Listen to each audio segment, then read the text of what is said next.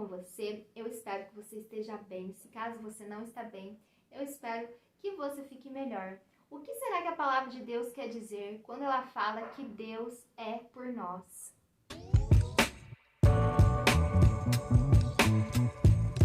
Para falar um pouquinho a respeito desse assunto, eu gostaria de citar para você 3 exemplos de homens que receberam a ajuda de Deus, em que Deus era por eles. E para começar, gostaria de citar a história de José do Egito.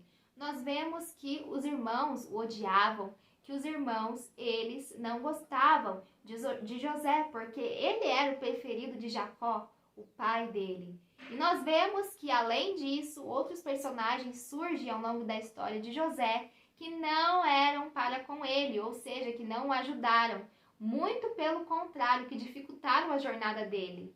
E além dos irmãos dele, nós vemos os ismaelitas, que foi o povo que comprou José. E além disso, nós vemos que José, ele foi vendido ali para Potifar por esses mesmos homens que haviam comprado ele. E ao trabalhar na casa de Potifar, José chamou a atenção da esposa de Potifar. Então ela também se tornou contra ele, de tal modo que ela inventou um boato que ele havia feito mal para ela, e por causa disso Potifar também se voltou contra José e José foi parar na prisão.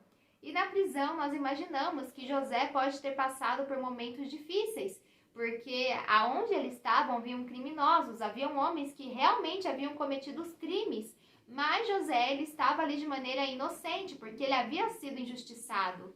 E nós vemos que ao longo da história de José, houve esses personagens, essas pessoas que se oporam a José. Porém, o texto bíblico diz que Deus era com José. E houve ali um tempo em que José ele foi honrado, em que José se tornou governador do Egito, o segundo homem mais poderoso ali na terra do Egito, somente abaixo de Faraó. Porque Deus era com José e Deus havia dado para José esse dom de interpretar sonhos, e foi por meio desse dom que José achou graça aos olhos de Faraó, e Faraó viu que em José havia os espíritos dos deuses, né? Havia, no caso, o Espírito de Deus sobre José, e José, ele foi ali responsabilizado para que viesse cuidar do Egito durante o tempo de fartura e durante o tempo de fome que viria. E por meio de José, o Senhor poupou muitas pessoas, porque José, ele havia recebido o projeto de Deus para aquela época, em que eles deveriam guardar mantimento no tempo de abundância, para que então, no tempo de fome, eles tivessem o que comer. E no decorrer dessas histórias, nós vemos a história de Davi. Saul, ele era o atual rei de Israel, porém, Saul ele havia desobedecido ao Senhor, e o Senhor não quis mais que ele viesse ser rei sobre Israel. Então, o Senhor decide escolher um novo rei. E quem seria esse novo rei? Davi. E nós vemos que Samuel, ele foi orientado pelo Senhor para que viesse ir até a casa de Jessé, pai de Davi, para que ali viesse ungir Davi como novo rei de Israel. Mas nessa ocasião, Davi estava apacentando as ovelhas de seu pai, e todos ali estavam reunidos juntamente com Samuel, todos os 7 irmãos de Davi. Porém, Samuel começa a perguntar para o Senhor qual seria o novo rei de Israel. Então Samuel passou por todos os irmãos de Davi, e nenhum deles foi escolhido pelo Senhor para que viesse ser rei. Então Samuel pergunta para Jessé se ele não teria mais nenhum filho. Então Jessé, ele diz: não, eu tenho mais um filho, Davi, ele está apacentando ovelhas. Então Samuel pede para que viesse chamar Davi. Nessa ocasião, quando nós começamos a pensar a respeito dela, nós vemos que o pai de Davi não se deu nem ao trabalho de chamar Davi para aquela refeição que seria tão importante. E nós vemos que ele nem mesmo colocou um servo no lugar de Davi para que viesse apacentar as ovelhas. Logo, Davi foi excluído daquela reunião. Então, nós vemos que nesse início, que nem o pai de Davi era com Davi. E no decorrer da história, alguns dos irmãos de Davi, eles faziam parte do exército de Saul. E nós vemos que em certa ocasião em que o filisteu Golias estava afrontando o exército de Israel, em que Davi foi enviado pelo pai dele, Jessé, para levar mantimento ali para as pessoas, Davi fica sabendo dessa ocasião, do que está acontecendo, e o próprio irmão de Davi maltrata Davi. E nós vemos isso, que também os irmãos de Davi eram contra Davi. Nós vemos que Davi, ele acaba crescendo e ele se torna um homem de guerra. E nós vemos em uma dessas saídas militares em que Davi volta, as mulheres de Israel cantam uma música que diz que Saul matou os seus milhares, mas que Davi matou os seus 10 milhares. Então Saul começa a ter inveja de Davi. E por conta disso, Saul começa a querer matar Davi. E Davi precisa fugir. Logo, também Saul se torna contra Davi. E também, enquanto Davi fugia, ele foi pedir pão ali para os sacerdotes, para que ele viesse se alimentar. E além disso, ele pede também uma espada, se eles teriam alguma arma de guerra. E ali eles dão para Davi uma espada, a espada de Golias. Então, enquanto ele estava ali conversando com os sacerdotes, pedindo a ajuda dos sacerdotes, houve um homem que se chamava Doeg, que acaba, digamos assim, caguetando Davi, acaba falando com Saul aonde Davi estava. E nós vemos que Doeg também, ele acabou sendo contra Davi.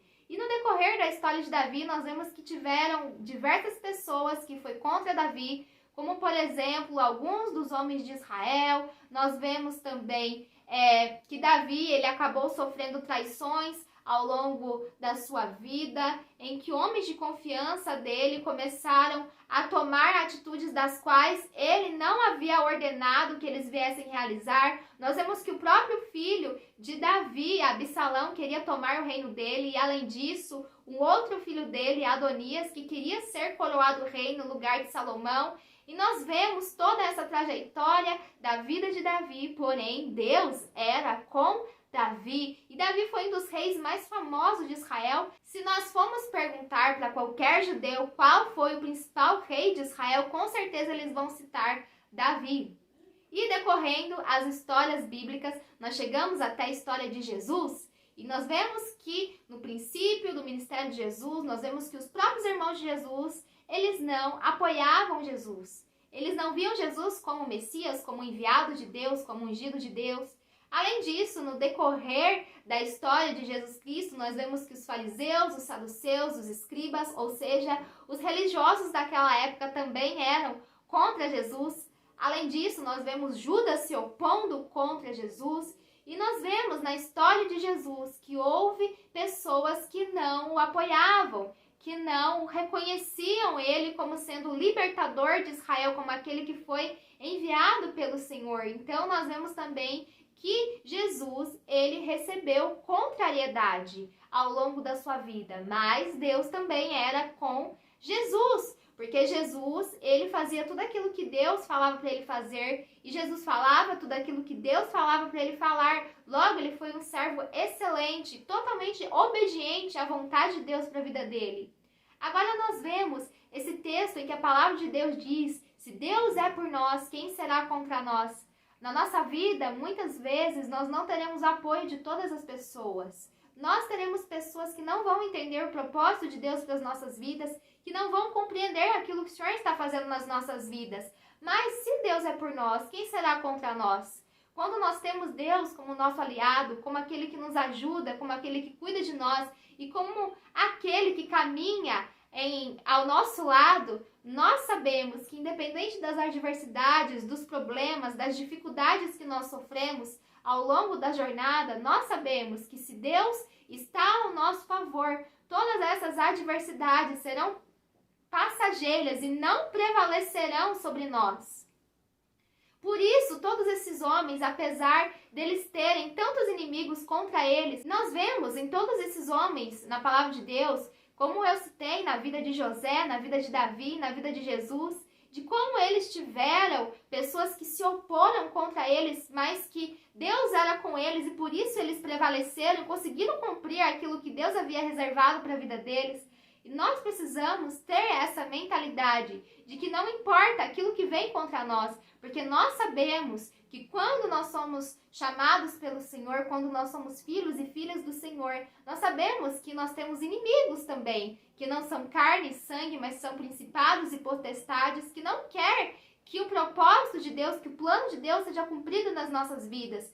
Porque esse mesmo plano não envolve somente as nossas vidas, mas envolve também a vida das pessoas à nossa volta, de como nós podemos apresentar o Senhor para essas pessoas e como nós podemos ser bênção em relação a essas pessoas. Mas nós sabemos que se Deus, Ele nos prometeu algo, Ele está conosco em toda essa promessa e Ele vai suprir tudo aquilo que nós precisamos, seja financeiramente, seja em força, seja em paz, seja em alegria, seja em sabedoria, seja em prudência, seja no que for. Se o Senhor é por nós, quem será contra nós? Porque o importante é nós estarmos com o Senhor. E mesmo que nós venhamos passar pelo fogo ou pelas águas, pelo vale da sombra da morte, por desertos, por aflições, por perseguições, o Senhor, Ele vai continuar conosco em meio a esses desafios e nos fazer vencer cada um deles. E nós precisamos ter isso na nossa mente, no nosso coração. Se Deus te chamou para fazer algo e você tem encontrado desafios ao longo do caminho, ao longo da tua jornada, continua firme, continue progredindo, continue avançando. Não retroceda, porque Deus não se agrada daqueles que retrocedam. Mas se você tem uma palavra do Senhor e se você sabe que realmente Deus falou com você, continua firme, continue avançando, não desista, porque se Deus é por você, quem poderá ser contra você?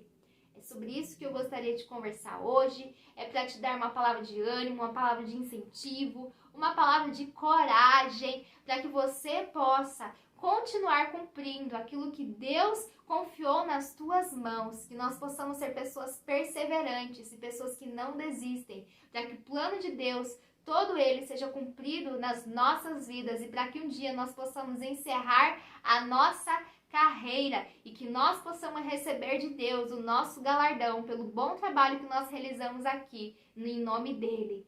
Que as bênçãos do Senhor estejam sobre a sua vida, que as bênçãos do Senhor estejam sobre a sua família, que você tenha um dia muitíssimo abençoado também, no nome do Senhor Jesus Cristo. Tchau, tchau!